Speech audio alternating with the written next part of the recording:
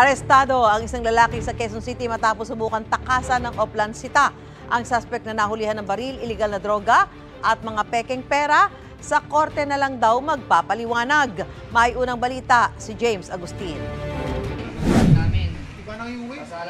Sinubukan pa umanong tumakas sa Oplansita ng lalaking ito pero nahabol din siya ng mga pulis sa barangay Nagkaisang Nayon, Novaliches, Quezon City. Arestado ang 31 anyos sa suspect na pinapahinturaw dahil walang suot na helmet. Nung pina-flag down siya, nag-slow down naman siya. Pero nung pagtapat, binirit niya yung kanyang motor. Then yung time na nagsakayan yung tropa sa kanya-kanyang motor, then hinabol siya. Then out of balance siya, kaya siya nahuli roon. Nakuha sa kanyang isang baril na kargado ng mga bala. Wala siya maipakitang lisensya nito.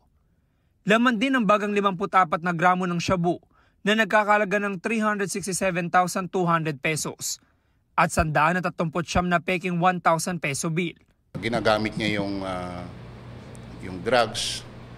Kukuha siya, gamit niya yung fake money, katransaksyon niya sa ibang lugar. Yun yung pinambabayad niya. Pinanloloko niya rin sa kapwa niya na ganon din ang lakad. Then yung firearms, siguro pang suporta sa kanya just in case na magkagulatan yung katransaksyon niya.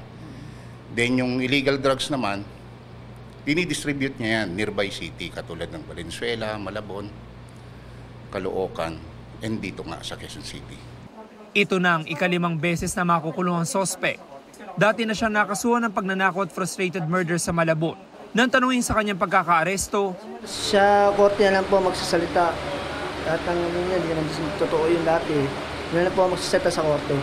Nasampahan na ang suspect ng mga reklamong possession of false banknotes, resistance and disobedience upon an agent of person in authority, paglabag sa Comprehensive Dangerous Drugs Act, Comprehensive Firearms and Ammunition Regulation Act at Motorcycle Helmet Act.